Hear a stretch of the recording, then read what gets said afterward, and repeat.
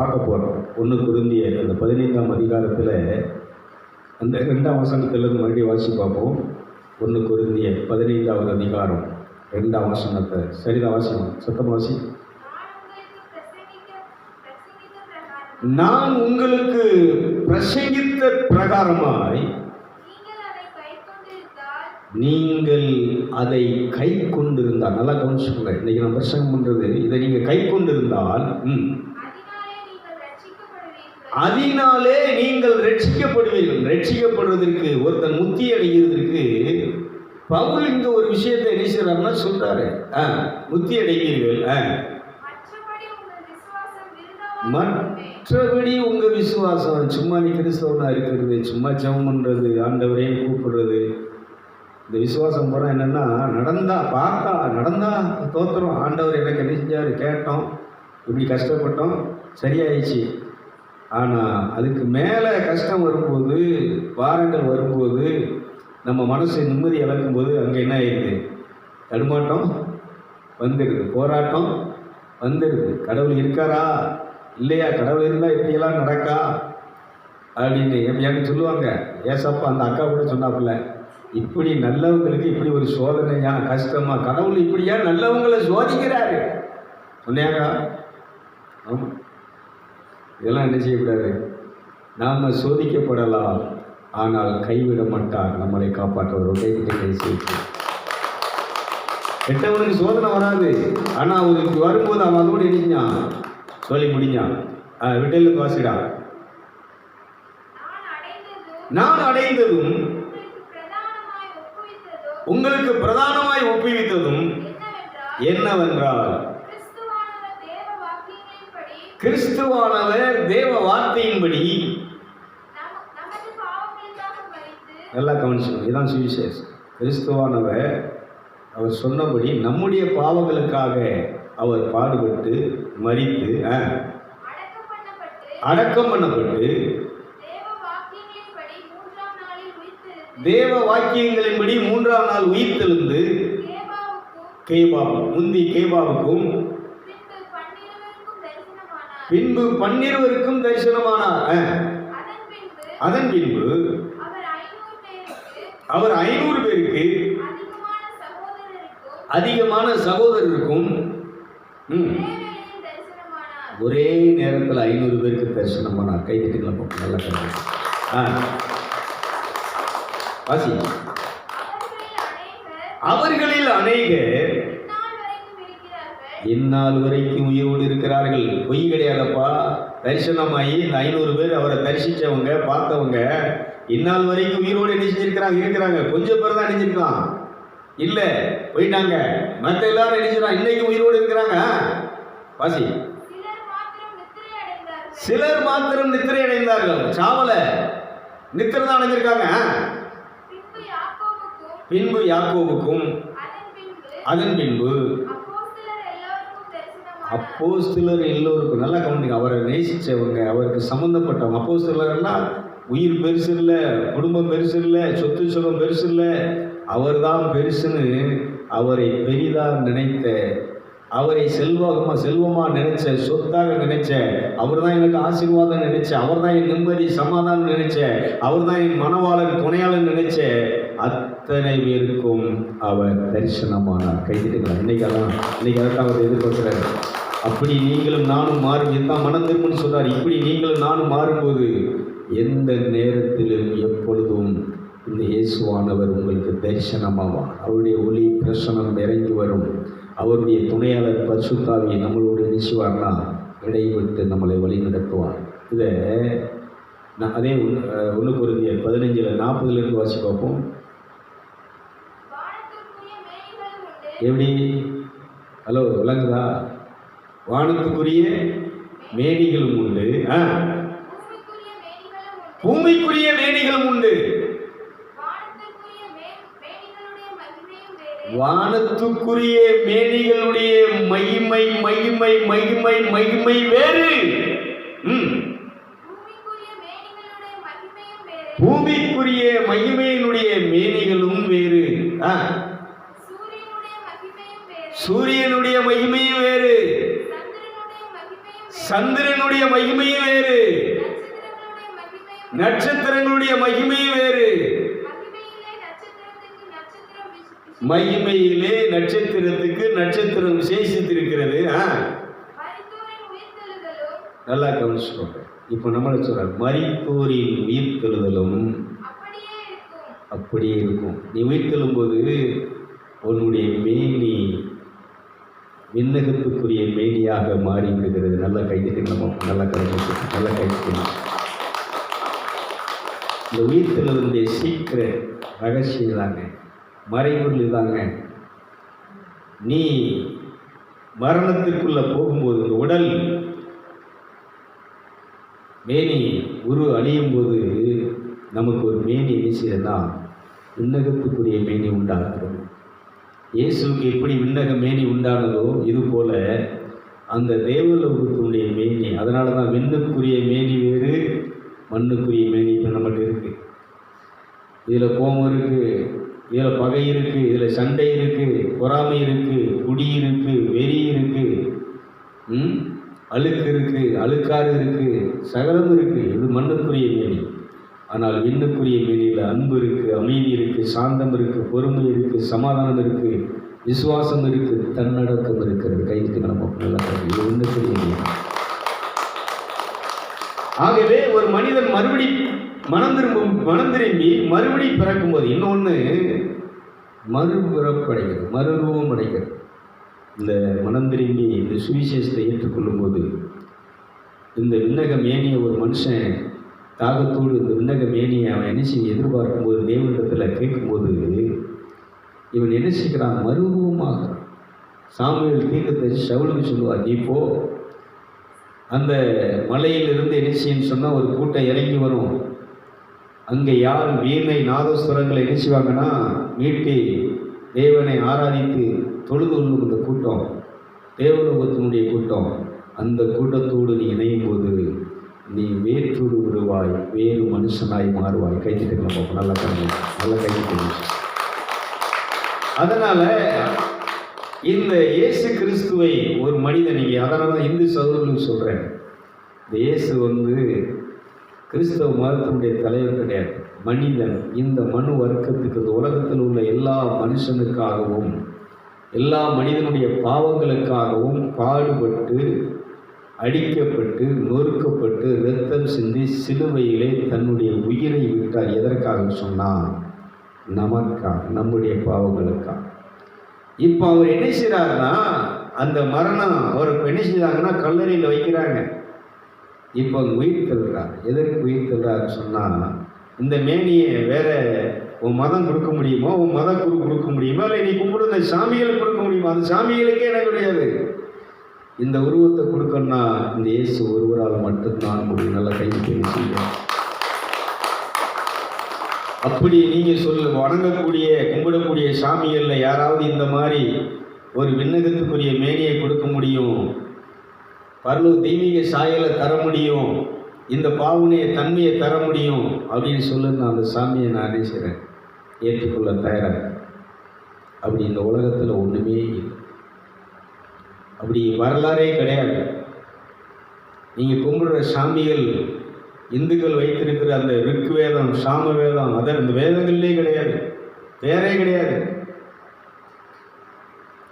அந்த வேதத்தில் இருக்கக்கூடிய பேர் பூரா யாருடைய பேர்னா இந்த உயிர் தெழுந்து நமக்கு புது ஜீவனை, புது உடலை, புது சாயலை, புது மேனியை தருகிற இந்த இயேசுவானவருடைய பேர் மட்டும் நான் நல்லா கைவிட்டு சொல்லலாம். அதான் எங்க இருக்கு.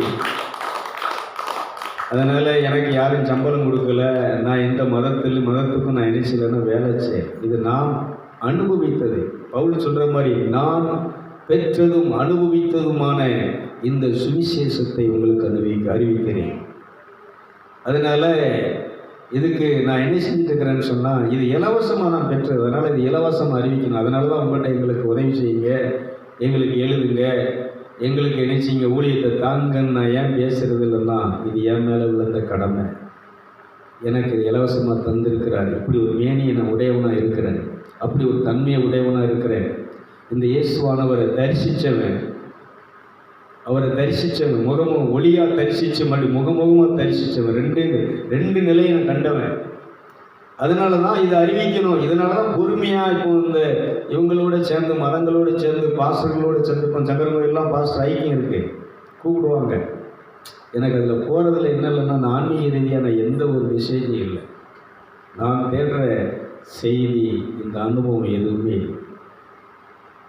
அதனால அதிலெல்லாம் போய் மாட்டிக்கிட்டு என்ன செஞ்சிடக்கூடாதுன்னு சொன்னால், அவங்க பண்ணுற மாதிரி கூட்டங்களை நடத்திக்கிட்டு கன்வென்ஷன் கூட்டங்களை நடத்தி ஒரு காலத்தில் அப்படி பண்ணோம், நடத்தணும், கூட்டம் நிறைய பண்ணோம். இன்றைக்குன்னு சொல்கிறேன், அந்த வேலையை திரும்ப நான் ஆரம்பித்தேன்னா இந்த ஏரியா தாங்காது, இந்த இடம் தாங்காது. அந்த அளவுக்கு என்ன இருக்குன்னா பவர் இருக்குது. இந்த பவரை, இந்த சக்தியை வரத்தை என்ன செஞ்சிடக்கூடாது, மிஸ்யூஸ் பண்ணிடக்கூடாது. அதனால் கொஞ்சம் பேருக்குனாலும் சரி இந்த சுவிசேஷத்தின் ஒளி அவங்கள மறுரூபமாக்கணும். இயேசுடைய உயிர்த்தெழுதல் என்ன சொன்னால் அந்த விண்ணக சாயலை நமக்கு தர வேண்டும். இந்த விண்ணக சாயல் எப்போ கிடைக்குன்னு சொன்னால், உன் உயிரை இந்த சாயலை அடைகிறதுக்காக நீ இழக்க தயாராகும் போது, உன்னுடைய உறவுகளை நீ இழக்க தயாராகும் போது, சாகும்போது எல்லாத்தையும் நீ என்ன செஞ்சாகணும் சொல்லுங்கள். அன்னைக்கு நான் என்னம்மா? ஆமாம், அன்னைக்கு ஒரு மாதத்துக்கு முன்னாடி ஹாஸ்பிட்டலில் படுத்தமானிக்கு போயிருந்தோம்னா யாரையும் என்ன செய்ய முடியாது, அவ்வளோதான், எல்லாத்தையும் விட்டுட்டு இணைஞ்சிருவோம், போயிருப்பேன். ஆனால் மீண்டும் கொஞ்ச நாள் உங்களோடு இருக்கும்படி ஆண்டவர் இணைஞ்சிருக்கிறாருன்னா போன உயிரை திரும்ப தந்திருக்கிறாரு. இப்போ அதனால இந்த சாயில் அதிகமாக பேசினால கைது தெரிஞ்சு இன்னைக்கு ராஜன் ஒரு பாஸ்டர் வந்தார், சொன்னார், இப்போ உங்கள் எல்லாமே ரொம்ப பவர்ஃபுல்லாக இருக்குது, வேறு மாதிரி இருக்குது அப்படின்னு. உங்கள் பிரசங்கம், உங்களுடைய துணி எல்லாமே எப்படி இருக்குன்னு சொன்னால் இப்போ வேறு மாதிரி இருக்குது. ஏன்னா அந்த விண்ணக சாய் செத்து போன என்னை உயிர்ப்பித்து இப்போது வேறு ஒரு மேனியை என்ன செஞ்சிருக்கிறாருன்னா புது மேனியை தந்திருக்கிறார். அதனால் இன்னைக்கு சாவை வென்ற இயேசு கிறிஸ்து, சாபத்தை வென்ற இயேசு கிறிஸ்து, மரணத்தை வென்ற இயேசு கிறிஸ்து இன்னைக்கு உயிர் தெழுந்த நாள். ஸ்திரீகளுக்கு சொல்கிறார், ஏய் மரியாளே, முதலே மரியாளே, மற்ற மரியாளே, நீங்கள் நாசரேத்தூர் இயேசுவை பார்க்க இணைஞ்சிருக்கிறீர்கள், கல்லறைக்கு வந்திருக்கிறீர்கள், செத்து அடக்கம் பண்ணப்பட்டவரை பார்க்க வந்திருக்கிறீர்கள். அவர் இப்பொழுது கல்லறையிலே இல்லை, கல்லறையிலே இல்லை. அவருக்கு என்ன செஞ்சிட்டார்னா உயிர்த்து விட்டார். சொன்னபடி வேத வாக்கியம் சொல்லுகிறபடி அவர் உயிர்த்து விட்டார். கல்லறை வந்து பாருங்கள், கல்லறையில் இல்லை, கல்லறை காலியாக இருக்கிறது. கைதி தெரிஞ்சு உள்ள பண்ணி.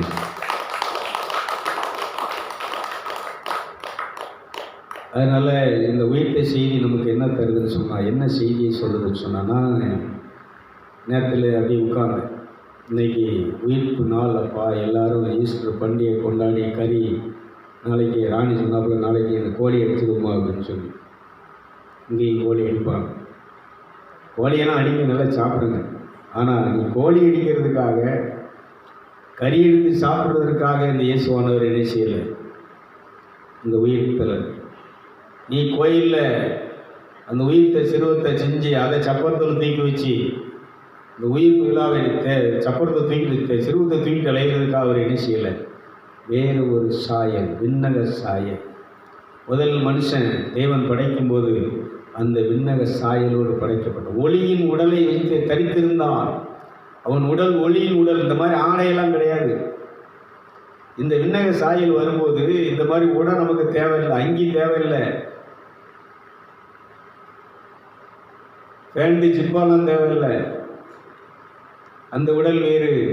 தேவன் தன்னுடைய மகிமையினால், ஒளியினால், பரிசுத்தத்தினால் அந்த ஆடையை நமக்கு கொடுத்து வைக்கிறார். கைதுக்கு நம்ம நல்ல கடை நல்ல கைது. இதை இன்னைக்கு யாரும் அறிவிக்கலைங்க. இதை பவுல் அறிவிக்கிறார். இது கூட வாசித்துட்டு அப்படியே விட்டுட்டு போயிருந்தோம். இதைத்தான் சொல்றாரு, நீ ரட்சிக்கப்படணும்னு சொன்னால், நீ முத்தி அடையன்னு சொன்னால், இதை நீ என்ன செய்யணும், இந்த மரணத்தில் என்ன நடந்தது, இந்த உயிர்ப்பில் என்ன நடந்ததுன்றதை நீ என்ன செய்யணும், அறிந்து கொள்ள. நம்முடைய பாவங்கள், பாவத்தினால் இந்த பழைய உடல், இந்த விண்ணக சாயல் என்ன செஞ்சிச்சு, போயிடுச்சு. அந்த ஏதேன் தோட்டத்திலிருந்து, அந்த இன்ப வனத்திலிருந்து என்ன செஞ்சா மனுஷன் துரத்தப்பட்டான். இன்னைக்கு இந்த பாடுகளினால், மரணத்தினால் மீண்டும் அந்த விண்ணக தோட்டத்துக்குள்ளே, அந்த இன்ப வனத்துக்குள்ளே நாம் சுதந்திரமாக உரிமையோடு போகிறதுக்கு நாம் என்ன செய்யப்பட்டிருக்கிறோம்னா தகுதிப்படுத்தப்பட்டிருக்கிறோம். இயேசு கிறிஸ்துவால் நல்லா தான் கைதுக்கலாம் புரியுங்களா? நான் தியானம் பண்ணும்போது இதை பண்ணிகிட்டு இருக்கிறேன், போயிட்டு இருக்கிறேங்க. கண்ணை மூடி சரீரம் தான் அங்கே இருக்கும், அன்கான்ஷியஸ் நிலைக்கு போயிடுவேன், பரவச நிலைக்கு போயிடுவேன். என் ஆவி சோல் என்ன செஞ்சு மேலே போயிடும். நான் சொல்லுவேன், இப்போ முன்னாடி பார்த்தீங்கன்னா தலைக்கு மேலே கரங்களை கூப்பி தலைவனைக்கு மோங்குப்புற விழுந்து தொழுது என் நெத்தி எப்படி இருக்குன்னு சொல்லி இந்த இடம் ரவுண்டாகவே இருக்கும். இந்த இடம் பார்த்தீங்கன்னா இது முன்னாடி உள்ள வீடியோ ஜேஎம் ராஜ் யூடியூப்பில் அந்த இதில் ஜேஎம் ராஜ்னு அடிச்சிங்கன்னு சொன்னால் முன்னாடி ஒரு 500 வீடியோவுக்கு முன்னால் உள்ள வீடியோலாம் பார்த்தீங்கன்னு சொன்னால் இந்த இடம் ரொம்ப நல்லா அழகாக என்ன செய்யும், சொட்டையாக அப்படி என்ன செய்யும், தடுப்பாக கிடக்கும். இப்போ நான் எப்படி தொழுகை பண்ணுதேன் அப்படின்னு சொன்னால், இப்போ அது சில நேரம் தான் அந்த சரீரத்தை இது பண்ணுவேன். மீதி நேரம் பூரா என்ன பண்ணுறேன்னா, இந்த நேரத்தில் என்ன பண்ணுறேன்னா என் சோல் கண்ணை மூடி தியானத்தில் அப்படி உட்காந்து, ஏன்னா சோலை நான் பயன்படுத்தணும்னா அந்த சரீரத்தை என்ன செய்யணும், எங்கேயாவது அப்படி சாத்தி வைக்கணும். செவத்துலேயோ சேர்லேயோ என்ன செய்யணும், சேரில் அப்படி சாத்தி வச்சுட்டு அப்படி கண்ணை மூடி இருந்தால் அது வாட்டில் என்ன செய்யும், இது செத்த நிலையில் இருக்கும், உயிரற்ற நிலையில் இருக்கும், உணர்வற்ற நிலையில் இருக்கும்.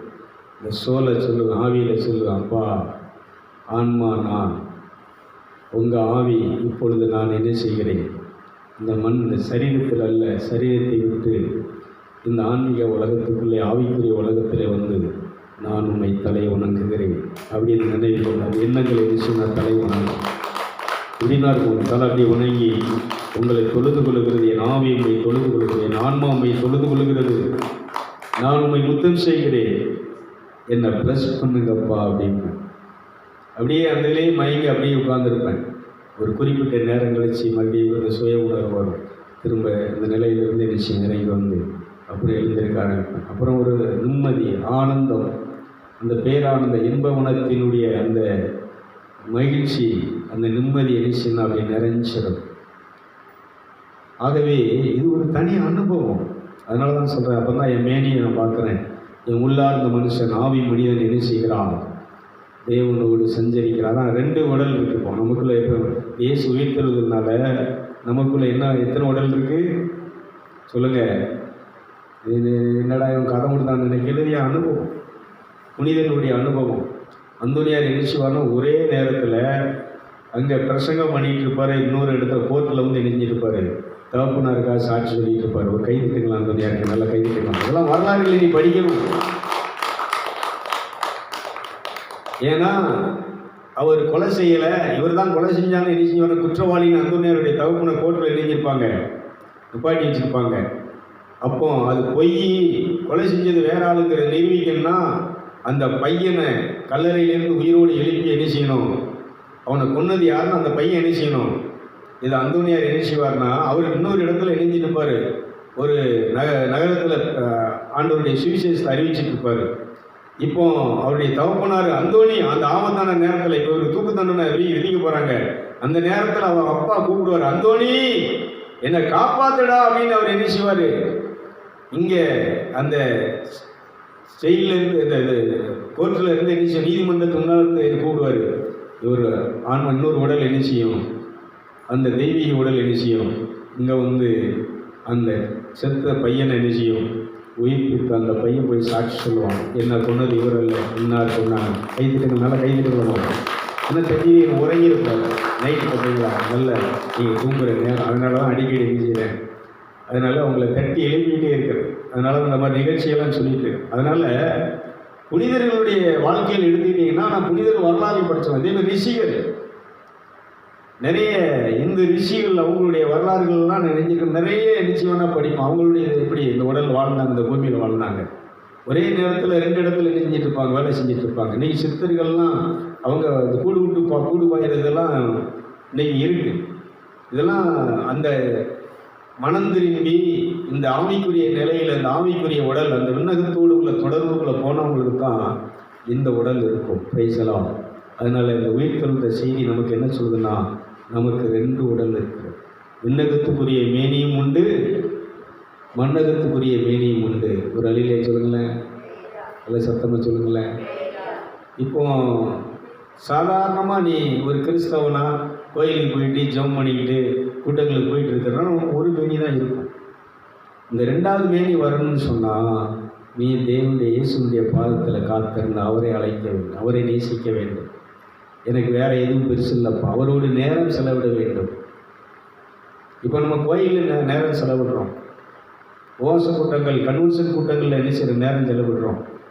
ஆனால் இயேசுவோடு என்ன செய்யல நேரம், இயேசுவோட நேரம் செலவிடணும். நீ தனித்து உட்காரணும்.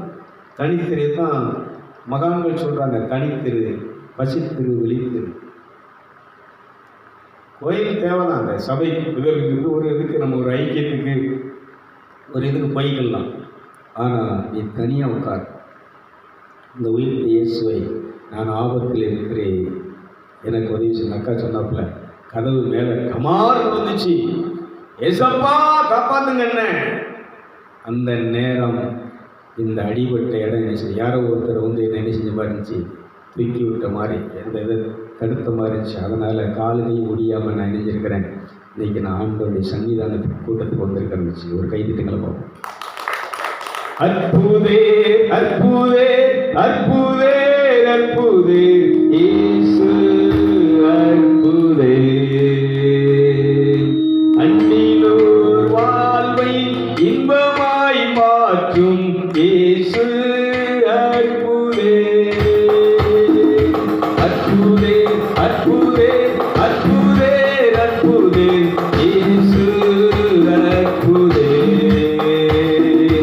அன்பிலோர் வாழ்வை இன்பமாய் மாற்றும் இயேசு அற்புதே.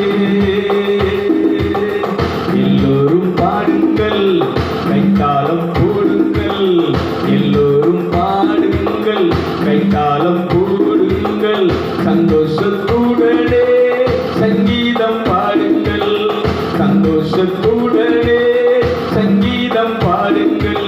அற்புதே அற்புதே அற்புதே அற்புதே இயேசு அற்புதே,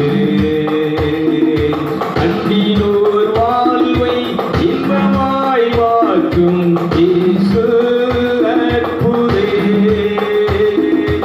எத்தனை துன்பங்கள் நம்மில் வந்த போதும் தீர்த்த இயேசு அற்புதே, என்னென்ன தொல்லைகள் நம்மில் வந்த போதும் காத்த இயேசு அற்புதே. அரைத்தன சிலுவையிலே ஆண்டவர் தரும் நாளினிலே, அரைத்தன சிலுவையிலே ஆண்டவர் மரித்தர நாளினிலே, ஆகிலும் 3ஆம் நாள் உயிருடன் எழுந்த இயேசு அற்புதரே, ஆகிலும் 3ஆம் நாள் உயிருடன் எழுந்த இயேசு அற்புதரே. அற்புதே அற்புதே அற்புதே அற்புதே இயேசு அற்புதே, அன்பிலோர் வாழ்வை இன்பமாய் மாற்றும் இயேசு அற்புதே. Praise the Lord. அறைந்தனர் சிலுவையிலே, ஆயினும் மரித்தார், 3ஆம் நாள் உயிரோடு இருந்தார். உயிர் தெழுந்த செய்தி. ஆகவே இவரை உயிரோடு இருக்கிறவராக இன்னைக்கு என்ன செய்யணும். ஏன்னா நான் சின்ன பிள்ளையிலேருந்து 15 வயசு வரைக்கும் செத்து போனவராகத்தான் பார்த்தேன். ஏசு செத்துக்கிட்டார், அவரை கொண்டு விட்டாங்க. இந்த பெரிய வெள்ளிக்கிழமைகள்லாம் அவரை கொண்டு விட்டாங்க, ஏசு செத்துக்கிட்டார். அந்த மைண்டு தான் இருந்துச்சு. அந்த மைண்டில் தான் கொண்டு போயிட்டு இருந்தாங்க. இந்த சபை வழிபாடுகள் மற்ற இதெல்லாம் அப்படி தான் போயிட்டு இருந்துச்சு அந்த வார்த்தைகள்.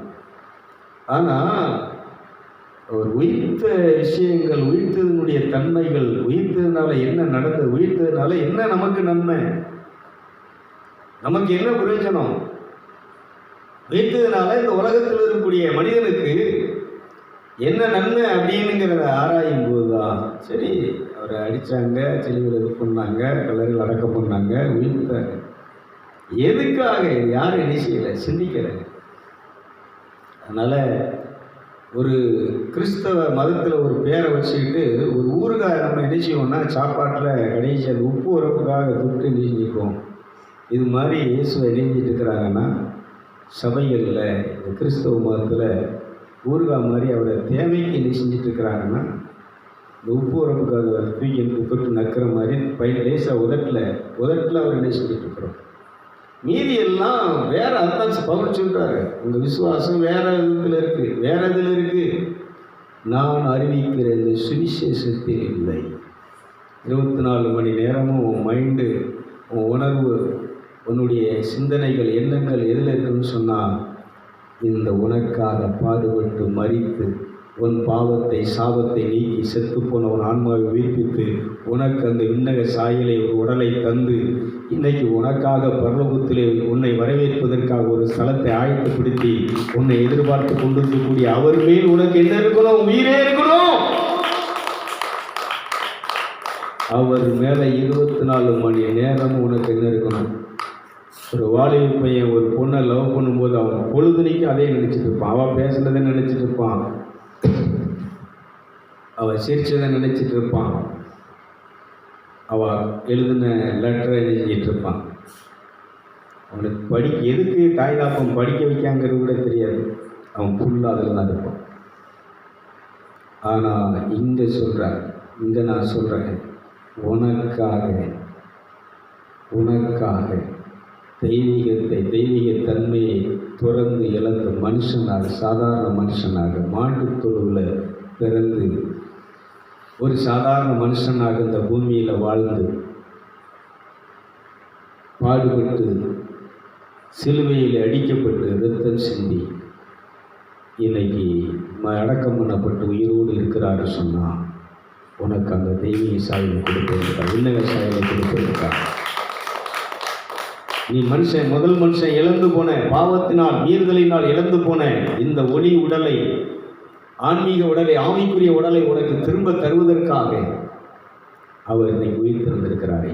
அதனால இன்னைக்கு நமக்கு இன்னைக்கு இந்த உயிர் திறந்ததில் இதை விசுவாசி இதை பயன்படுத்துகிறவங்களுக்கு எத்தனை உடல் இருக்கு சொல்லுங்க?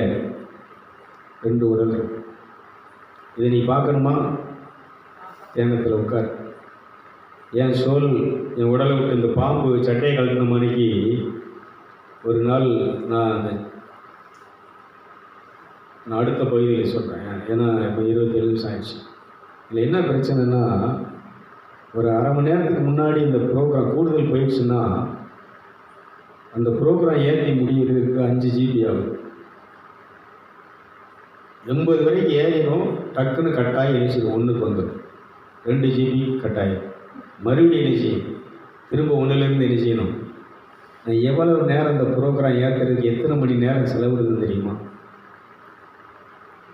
அப்படி செலவிட்டாலும் டக்குன்னு நினைச்சிக்கிறோம், சில நேரம் அது நினைச்சியாது. அதனால் இந்த தேவசாலை நிகழ்ச்சியை பார்க்குறவங்களுக்கு இதில் நான் எவ்வளோ சிரமப்படுறேன்னு உங்களுக்கு தெரியாது. டக்குன்னு கட்டாயிரம் மறுபடியும் திரும்ப ஏறணும். இங்கே டவர் கிடைக்காது, திரும்ப அது ஏறுறதுக்கு என்ன செய்யணும், ஒரு அரை மணி நேரம் ப்ரோக்ராம் ஏறுறதுக்கு. இங்கே இதே சக்கரகோயில் போனால் அரை மணி நேரத்தில் ஏறிடும்.